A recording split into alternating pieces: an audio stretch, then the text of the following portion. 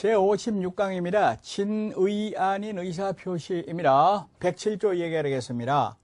앞서 의사와 표시의 불일치 첫 번째 형태가 되겠습니다.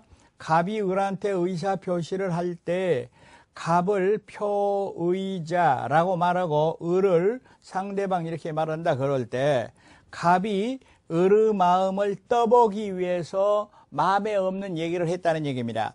아까 보았듯이 땅을 팔 의사도 없으면서 내가 너한테 2억 원의 땅을 팔겠다. 을의 마음을 떠보느라고.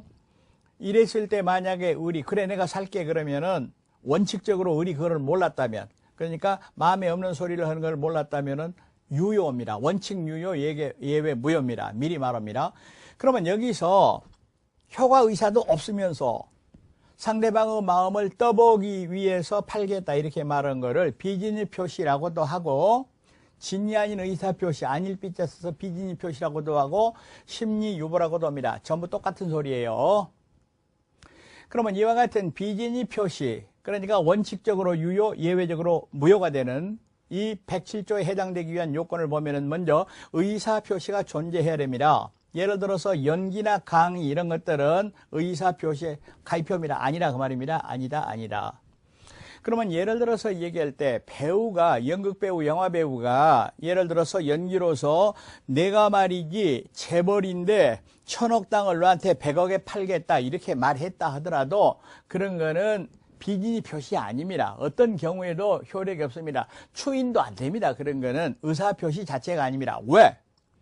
의사표시가 되려면은 효과의사가 있어야 되는데 연기나 강의에는 효과의사 자체가 없어. 따라서 어떤 경우에도 유효가 안 돼. 추인에도 유효가 안 된다 그 말입니다. 두 번째, 의사와 표시가 불일치, 이코르가 아니어야 됩니다. 예를 들어서 말하면 팔맘도 없으면서 팔겠다 이래야 돼요. 팔맘이 있었다 그러면 안 돼버리죠. 일치가 돼버리죠. 2억 원에 팔겠다 이렇게 말했다. 근데 사실은 3억을 받으려고 그랬다. 이런 게 이제 의사와 표시가 불일치하는 겁니다. 그런데 특정한 내용의 의사를 표시할 생각이었다면 그것이 진정으로 바라는 것이 아니라 하더라도, 다시 한번 얘기합니다. 특정한 내용 의사를 표시할 생각이었습니다. 동그라미가 지금 효력 얘기 아닙니다. 진정으로 바라는 바는 아니었다라 하더라도 이거는 비진이가 아니라 진의가 되어버린다. 그대로다 그 말입니다. 그러면 예를 들어서 얘기할 때 폭력배한테 협박을 받았던 겁니다. 적어도 나는 이 땅을 3억을 받아야 되는데 협박에 못 이겨서 2억에 팔기로 했습니다. 그게 궁극적으로 진정으로 바라는 3억이 아니라 하더라도 그거는 의사와 표시의 일치가 되어버린다 그 말입니다. 일치가 되어버린다 그 말입니다.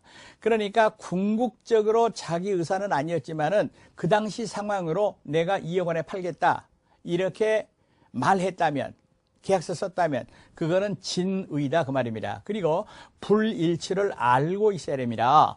알고. 다시 말하면 마음을 떠보기 위해 선다 그 말입니다. 모르고 했다. 예를 들어서 2억에 팔라 그랬는데 공 하나 빼먹었다. 몰랐다. 이럴 때는 착오가 되는 거예요. 착오는 다음에 다시 얘기를 합니다. 지금 요건 얘기입니다. 동기불문. 다시 말하면 마음에 없는 얘기를 표시한 동기는 묻지 않는다라는 뜻이 되겠습니다. 그러니까 잘 보이기 위해서 또는 무슨 마음을 떠보기 위해서 여러 가지 동기가 있지만은 그거는 107조가 성립하는데 아무런 영향을 미치지 않는다 그런 뜻이 되겠습니다. 그러면 예를 들어서 얘기할 때 대출 편의를 위하여 명의를 빌려주는 행위, 그거는 비진의 표시가 아니다 하는데 이 판례를 다음에 얘기하는 허위 표시 판례하고 구별을 해야 되는데 그 내용이 좀 다릅니다. 그러면 예를 들어서 얘기할 때 갑이 있어요. 그랬는데 또 을이 있어요. 이렇게 돈을 빌려줍니다. 그랬는데 을이 돈을 못 빌릴 사정이 있어가지고 병명의로 빌린다 그 말입니다. 다시. 지금 여기가 금융기관 은행이 있습니다. 예를 들어서 이게 사립학교가 있습니다. 그런데 사립학교는 비영리 법인이기 때문에 은행 차입에 제한이 있습니다. 그런데 사립학교가 운영자금을 쓰다 보니까 한도액이 딱 차버렸어요. 다시 말하면 학교 이름으로는 더 이상 빌릴 수가 없습니다. 그래서 이제 교직원 이름을 빌려가지고 돈을 차입을 합니다. 그러면 대출 약정서가 어떻게 되어 있느냐? 대출해 준 사람 은행하고 교직원 명의로 이렇게 돼가지고 대출 약정서를 쓴 거예요.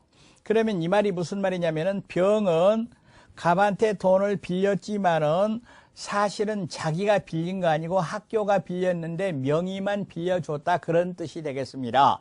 그런데 만약 병이 은행에 출두해서 대출 약정서를 자기 이름으로 작성했다면 이때는 병이 빌린 사람 차주다, 비진이 표시 아니다 라는 판례가 있습니다. 다시 말하면 병이 은행에 나가서 학교 자금을 빌리면서 자기 이름으로 하고 대출 서명을 했다면 병에게도 변제의사, 다시 말하면 자기가 나서라도 돈을 갚겠다라는 의사가 있었다고 보여지기 때문에 병이 채무를 부담한다. 즉 정상적인 대출행위다라는 얘기가 되겠습니다.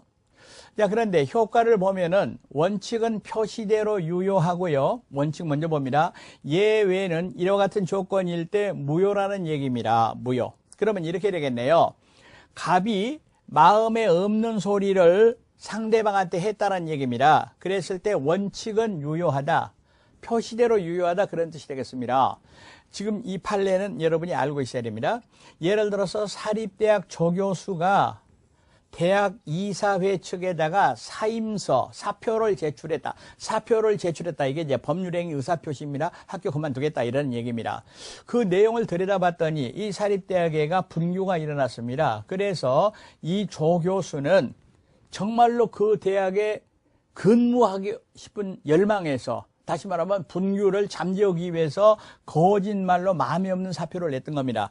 그런데 이사회가 이거를 받아가지고 사표 수리 처리를 해버렸다라는 얘기입니다. 그런데 분규가 끝나고 이 조교수가 이사회에다가 복직시켜 주셔, 다시 말하면 내 교수 직위를 확인해 주셔 했을 때 판례는 쓸데없는 소리, 이 사표 제출은 100% 유효하다. 원칙대로 107조 원칙 표시대로 유효하다입니다. 그런데 예외적으로 상대방이 알고 있었다. 다시 말하면 이 경우로 말하면 비진이를 알고 있었다, 또는 과실로 몰랐다 했을 때는 무효입니다. 그러면 여기서 악의 과실, 이런 거 말이죠. 악의 과실은 무효주장자가 입증을 해야 됩니다. 무효주장자. 여기서는 표의자 갑이 되겠죠. 지금 무효라 했기 때문에 그렇습니다. 그런데요, 여기서 설례 하나 들어보겠습니다. 조금 이해하기가 힘드니까, 너무 당연하니까 지금 이해하기 힘들어요. 여러분, 증권사에다가 예탁금을 줬던 겁니다. 어떤 고객이. 그러면서 이제 틀림없이 이거는 입금이 난다, 뭐 이런 식으로 10% 보장해 주겠다 그랬다 그럽시다. 그랬는데 깡통내자가 돼버렸습니다. 투자를 잘못한 거죠. 그랬는데 이 고객이 여자분이었는데 이거 안 되겠다 이 말이죠. 만약에 남편이 알면은 남편 몰래 했는데 이혼당한다 이 말이죠. 신세가 망치는 겁니다. 그래서 증권사 지점장한테 지불각서를 좀 써달라. 그러니까 10% 이렇게 주기로 한 거 몇 월 며칠까지 돈 주겠다 이 말입니다. 그랬는데 고객이 뭐라 그러냐면 거짓말로 좀 써주세요. 거짓말로. 절대로 이거는 거짓말입니다. 남편한테 보여주기 위한 것입니다 하고 써줬어요. 써줬으면은 당연히 이거는 무효입니다. 고객, 즉 상대방이 다 알고 꼬드긴 겁니다. 그렇지만 이 증권사 지점장의 지불각서는 거짓말이었다는 게, 무효였다는 게 증명되려면은 증권사 지점장이 그거를 입증을 해야 된다 그 말입니다. 입증, 무효주장자. 그리고 퇴직금 지급 산정의 근속연수를 제한하려는 사직원, 이거는 무효다라는 얘기입니다. 그러니까 계속 근무하면서 근속연수를 줄이기 위해서 형식상 사표 내가지고 재임용을 했다. 이런 것들은 사직원 제출, 이것이 비진이 표시. 왜냐하면 회사가 사표 내라고 종용했기 때문에, 고의가 있기 때문에, 악의가 있기 때문입니다. 그리고 이때 만약에 선의였을 때 무효가 된다 그랬는데 이 무효를 가지고는 선의의 제3자에게 대항할 수가 없습니다. 이선희의 제3자는 다음 강좌에서 자세하게 보시겠습니다. 적용 범위는 재산행위에만 적용이 된다.